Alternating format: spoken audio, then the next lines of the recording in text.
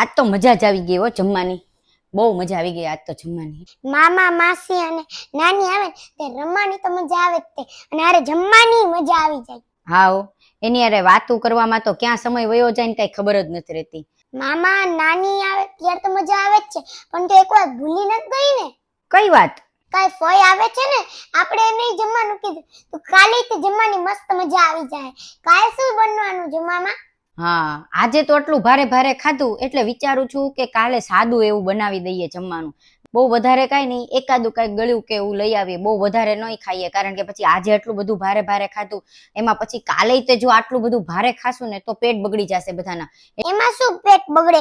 આપણે તો 2 દિવસ ખાવાનું ખાવું છે ને. મમ્મી, આપણે મઠ્ઠોને તો લાવવાના જ છે, સાથે આપણે થોડાક સમોસા લેતા આવશું, પછી થોડાક પાત્રા કી લેતા આવશું, અને કઈ બરફી કેવું લેતા આવશું તો સારું રહેશે. ના ના, આટલું બધું લાવવાની જરૂર નથી. ખાલી મઠ્ઠો હોય ને તોય ઘણું છે. આપણે બીજું તો બધું બનાવીએ જ છીએ ને, ખોટું બહારથી લાવવાનો ખોટો ખર્ચો કરવાનો એવું કાંઈ કરવું નથી.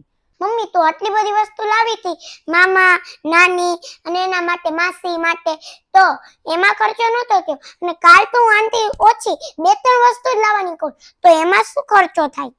મેં છે ને ઘણી વાર જોયું છે, મામા નાની માસી એવા બધા આવે છે ને મહેમાન, તો આપણે બહુ તું ખુશ હો છો, પણ ફઈ આવે છે ને ત્યારે તું થોડીક ઉદાસ અને તને ગમતું નથી. એમ કેમ?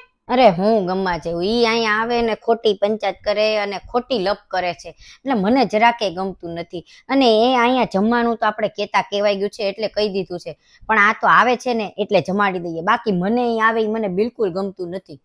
મમ્મી, મામા મામી આવે ત્યાર તો તું બહુ ખુશ હો છો, અને તું ઘણું બધું જમવાનું બનાવે છે, ઘણું બધું બહારથી લાવે છો, અને ફોઈ કે ફુવા આવે ત્યાર તો તું થોડુંક જ જમવાનું બનાવે છો અને તને કાંઈ ગમતું નથી. એમ કેમ?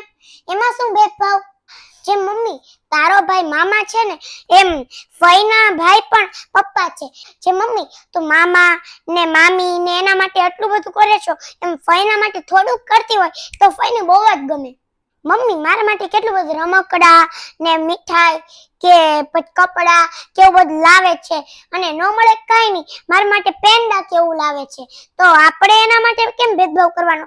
આપણા માટે તો એ ભેદભાવ કોઈ દી નથી કરતા. એ આવે ને તો ખાલી હાથે તો આવતા જ નથી. કાંઈ ન મળે કઈ મીઠાઈ કે પેંડા એવું લઈને આવે છે, કા લાડુ લઈને આવે છે. મમ્મી તારા ઘરના આવે કે પપ્પાના ઘરના આવે, થાય તો એ આપણે સગાવાળા ને. મારા ફઈ તો થાય જ છે ને, થોડી ની અલગથી બીજા થાય છે. મારા એ ફઈ ફુવા તો થાય જ છે, એટલા માટે સગાવાળા તો બધા હરખા જ છે. જો તારો ભાઈ આવે, તારી બેન આવે, પપ્પાનો ભાઈ આવે કે પપ્પાની બેન આવે, એમાં કોઈ એટલો ભેદભાવ નહીં કરવાનો. અને મમ્મી તું તો આટલી મોટી છો, અને એટલા નાના ને એટલા મોટા ને સમજાવવું પડે એવું કોઈ દી કઈ થાય નહીં હરખું, એટલા માટે. અને આપણે જ્યારે કઈ થાય છે આપણને, ત્યારે ઈ લોકો તો આપણી મદદ કરે છે. આપણે જ્યારે ભાડે ઘરમાં રહેતા હતા અને આપણે નવું ઘર લેવું હતું ત્યારે કેટલી એને પૈસાની ફરજ તે મદદ કરી હતી ને, તો તું કેમ ભૂલી જા છો એની બધી મદદ?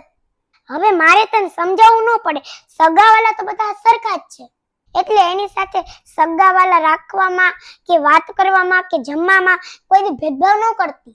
અને જેમ તું મામા સાથે હસી મજાક કેવું કરે છો, દાંત કાઢીને બોલાવે છો, પ્રેમથી બોલાવે છો, એમ ફઈને પણ થોડીક વાર એમ પ્રેમથી બોલાવ, જમવાનું એને હારું હારું આપ, અને એની સાથે વાતો કર, મજાક મસ્તી કર, તો એને પણ ગમશે અને તને પણ ગમશે.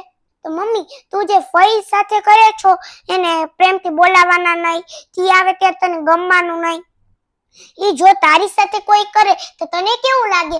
એટલે એને તેવું જ લાગતું હોય, પણ ઈ તો કઈ બોલતા નથી એટલે. હા, તારી વાત સાચી છે. મામા નહીં આવે ત્યારે તો હું એને પ્રેમથી બોલાવું છું. મમ્મી આવે, નાની આવે, માસી આવે, ભાભી આવે, જે કોઈ આવે, મારા ઘરના જે કોઈ આવે એને હું પ્રેમથી બોલાવું છું. પણ આ વસ્તુ જ્યારે પપ્પાના ઘરવાળા આવે ને ત્યારે હું કેમ ભૂલી જાઉં છું એ મને ખબર નથી પડતી.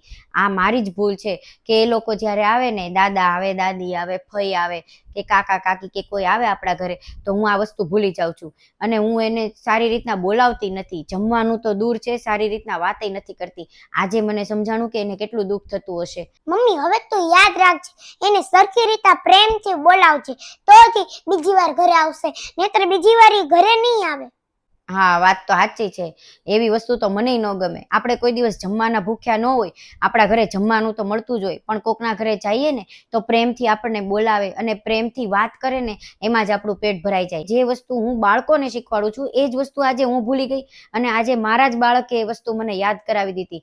આ મારી મોટી ભૂલ હતી. હવે આ ભૂલ ક્યારેય નહીં કરું, આવી ભૂલ ક્યારેય નહીં થાય. તો જોયું ને મિત્રો, મમ્મી જે વસ્તુ બાળકોને શીખવાડતી હતી, બધાને શીખ આપતી હતી, એ આજે પોતે જ ભૂલી ગઈ હતી અને મેં એને શીખવાડી દીધી. તારી જેવા ઘણા માતા પિતા હશે જે પોતાના ઘરવાળા આવે તો મસ્ત ખુશીથી પ્રેમથી વાત કરતા હશે, બોલાવતા હશે, હારું હારું જમવાનું બનાવતા હશે. પણ જો પપ્પાના ઘરવાળા આવે ને, જેમ કે ફઈ ફુવા એમ બધા આવે ને, તો એ પ્રેમથી વાત પણ નહીં કરતા હોય. પણ એવું ન કરાય, પ્રેમથી વાત તો કરવી જ જોઈએ. ભલે જમવાનું આપણે સરખી રીતે ન આપી શકતા હોય, પણ પ્રેમથી વાત તો કરવી જ જોઈએ, તો જ તે બીજી વાર આવે. અને અમે એ વિડીયો એટલા માટે બનાવ્યો તો તમને ખબર પડે કે સગાવાલા તો બધા એક જ હોય, એમાં કોઈ ભેદભાવ નહીં કરવાનો. અને અમારો વિડીયો ગમ્યો હોય તો લાઈક કરજો, શેર કરજો, કમેન્ટ કરજો. બાય, મળે આવતા વિડીયોમાં.